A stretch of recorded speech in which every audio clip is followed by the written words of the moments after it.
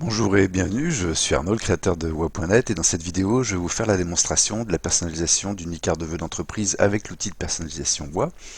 La démonstration vaut pour tous les modèles présents au catalogue, qu'ils soient dans les styles photo pleine page ou graphique.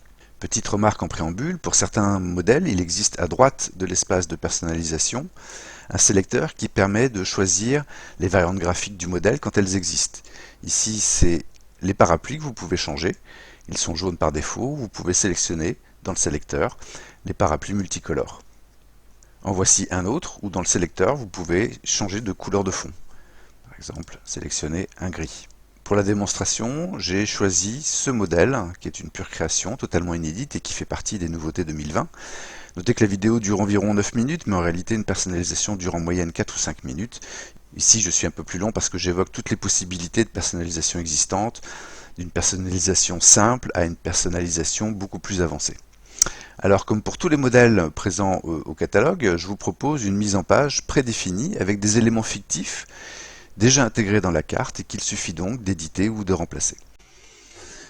On va tout de suite commencer par le logo. Je sélectionne l'image fictive qui le symbolise et puis je vais cliquer sur l'icône poubelle pour la supprimer.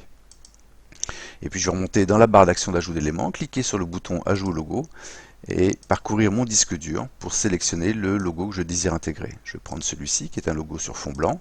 Il s'intègre automatiquement au centre de l'e-carte. Si jamais le logo que vous téléchargez est d'une très grande taille, la première opération sera de le sélectionner et de le redimensionner. Je sélectionne le logo qui s'est intégré automatiquement au centre de l'e-card, et puis je clique et je maintiens le clic pour le déplacer, et je lâche le clic pour le positionner. On s'aperçoit tout de suite que le logo est au-dessus de la punaise, il va donc falloir le faire passer en dessous. Pour ça, c'est très simple. Il suffit de cliquer sur l'icône Placer en dessous autant de fois que nécessaire. Mon logo est désormais en dessous de la punaise. Je vais maintenant lui affecter la même rotation que celle du sticker. Et enfin, je vais le redimensionner de façon à avoir des marges blanches équivalentes tout autour. Si jamais vous avez un logo dans une forme verticale ou forme allongée, je vais en télécharger un pour l'exemple. Ici, je vais prendre un logo de forme allongée. On s'aperçoit tout de suite que ça ne convient plus. Vous avez alors deux options. Ou bien vous sélectionnez le sticker existant pour en modifier les proportions. Vous sélectionnez un bord et puis vous déplacez votre souris pour étirer le sticker. Puis vous repositionnez votre logo par-dessus. Vous lui affectez la rotation adéquate. Et si jamais ça ne convenait toujours pas, vous pourriez supprimer le sticker présent par défaut et puis aller dans la galerie d'images. Dans la catégorie sticker post-it, sélectionnez un sticker dont les proportions sont proches de celles de votre logo. Ici, mon logo est de forme allongée, j'ai un sticker de forme allongée, je le sélectionne, je le positionne, je le fais passer en dessous tous les éléments, et puis même chose, je lui affecte une rotation et j'ajuste les proportions. Notez que j'ai utilisé ici un logo avec un fond transparent, donc je pourrais même faire l'économie du sticker et de la punaise. Dans le cas d'un logo transparent, vous veillerez à ce que le fond soit suffisamment contrasté avec le logo. Enfin, si vous ne disposez pas de logo avec fond transparent et que vous désirez en intégrer un, vous pouvez utiliser la petite fonction de détourage qui est présente dans l'outil de personnalisation. Je vais reprendre mon tout premier logo avec le fond transparent. Et puis je vais le détourer. Pour ça, je le sélectionne, je clique sur le bouton Édition avancée, je vais dans l'onglet Détourage, j'active la fonction de détourage et je règle la transparence à 0,05 ou 0,10. Si vous allez au-delà, vous risquez de perdre des teintes du logo, comme vous pouvez le constater ici. Donc je vais placer mon curseur ici par exemple à 0,9, je clique sur Sauvegarder et mon logo est détouré. Notez que ce petit outil de détourage ne rivalise pas avec des logiciels professionnels comme Photoshop et qu'il reste toujours un très léger contour blanc et donc ça ne fonctionne que si le fond est dans des teintes très claires. On va maintenant passer au message de vœux. Je vais cliquer sur le bloc texte qui contient le texte par défaut et puis nous allons éditer ce texte. Pour ça, deux solutions. La première, c'est double-cliquer dans le bloc texte, puis sélectionner le texte présent et taper votre message. Je vous souhaite une belle année 2020. Je vais taper sur la touche Entrée de mon clavier pour passer à la ligne suivante, pleine de satisfaction, de projet et de touche Entrée pour la ligne suivante, réussite. Si jamais vous étiez en panne d'idées pour votre message de vœux, j'ai rédigé pour chacun des modèles présents au catalogue des messages spécifiques qui sont présents dans l'onglet Exemple de messages juste en dessous l'espace de personnalisation. S'il y a un message qui vous convient, vous le sélectionnez, vous faites CTRL-C ou POM-C si vous êtes sur Mac pour le copier. Puis pour le coller, je vais vous montrer maintenant la deuxième façon d'utiliser les systèmes d'édition des textes. Vous êtes aperçu que lorsque vous cliquez sur un bloc texte, vous avez une petite palette d'outils qui lui est associée qui s'affiche, et dans cette palette d'outils, il y a un bouton éditer. Je clique dessus, ça ouvre un éditeur très sobre. Je supprime le texte présent et je fais un CTRL-V ou POM-V pour coller le texte que je viens de copier. À ce stade, il ne me reste plus qu'à ajuster mes alignements de façon à avoir une mise en page soignée. Ici, vous avez un bloc texte signature. Si jamais il était inexistant sur un modèle, je vais vous montrer comment on ajoute un bloc texte. Il suffit de remonter dans la barre d'action d'ajout d'éléments, cliquer sur le bouton ajout texte, et puis je tape ici mes prénoms et noms.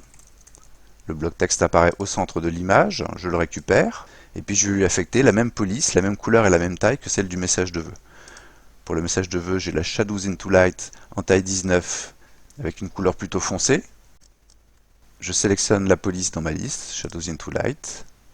J'ai déjà la taille 19, si jamais je devais la modifier, il me suffirait de cliquer ici et puis de taper la taille désirée. Et puis enfin, je vais lui affecter un gris foncé, comme ceci. Pour terminer, j'aligne ma signature en fer à droite du message, de façon à ce que ça soit bien aligné. Voilà, il ne me reste plus qu'à éditer le bloc texte qui contient les coordonnées. Si je ne désire pas de coordonnées, il me suffit tout simplement de cliquer sur l'icône poubelle pour les supprimer. Sinon, je l'édite exactement de la même façon que le message de vœux. Je clique sur le bouton éditer, puis je tape mes raisons sociales, adresse et numéro de téléphone. L'adresse, le téléphone. Voilà, à ce stade, je peux prévisualiser ma création en cliquant sur l'icône Loop. Alors évidemment, les filigranes WA.net et les traits en diagonale sont absents du fichier final qui vous est livré dès lors que vous finalisez et payez votre commande. Et si je suis satisfait de ma création, il ne me reste plus qu'à l'ajouter au panier en cliquant sur le bouton Ajout au panier et je poursuis ma commande. Si jamais je souhaite faire d'autres essais, je peux sauvegarder cette création en cliquant sur l'icône disque. Je vais la nommer Créa 1 et puis je vais faire des modifications. Je vais par exemple changer le titre et choisir De grands rêves. Si je désire conserver l'effet de scrapbooking et de montage, je peux remettre un sticker blanc. Et puis je peux rajouter une punaise, toujours dans la galerie d'images, et sélectionner soit une punaise très neutre, comme les punaises en laiton, ou bien une punaise qui est assez proche de ma charte graphique. Ici j'ai du rouge dans mon logo, je pourrais sélectionner une punaise rouge, soit en format épingle, soit une punaise ronde, ou encore sélectionner un scotch. Parmi les images de fixation, je vais dans la catégorie scotch, et je choisis ce scotch aussi. Je pourrais également décider de rajouter une photo. Pour intégrer cette photo, je vais aller dans la galerie d'images et aller dans la catégorie sticker post-it pour choisir ce sticker. Comme j'ai désormais deux stickers, je vais repartir sur le principe d'un logo transparent, ce qui permet d'alléger la carte. Je vais modifier ma mise en page, affecter une rotation sur le sticker et puis télécharger une photo à l'instar des logos. Je vais prendre cette photo, je la sélectionne, je la redimensionne, je la positionne sur le sticker blanc et je lui affecte la même rotation que celle du sticker. Et là aussi, je peux décider ou non d'ajouter une image de fixation. Je vais rajouter une punaise laiton. Voilà, à ce stade, j'ai ma deuxième version. Je vais pouvoir la sauvegarder comme la précédente. Je vais la nommer Créa 2. Et je peux désormais naviguer dans mes créations en cliquant sur l'icône Charger une création pour faire mon choix final. Voici ma première création avec un logo transparent et le message Entrer dans la danse. Voici ma deuxième version, toujours avec un logo transparent mais aussi avec un autre message et une photo portrait. Je décide que c'est cette deuxième que je veux conserver et commander. Je n'ai plus qu'à l'ajouter au panier en cliquant sur le bouton Ajouter au panier. Voilà, merci beaucoup pour votre attention. Sachez que je suis à votre disposition pour toute question. Vous pouvez me joindre par chat en utilisant le petit module de chat ici. Si je ne suis pas en ligne, je réponds dans l'heure. Ou bien vous pouvez me téléphoner au 07 81 80 34 72. Je serai ravi de vous apporter toutes les informations dont vous avez besoin. Je vous souhaite une bonne création et à très bientôt sur wa.net.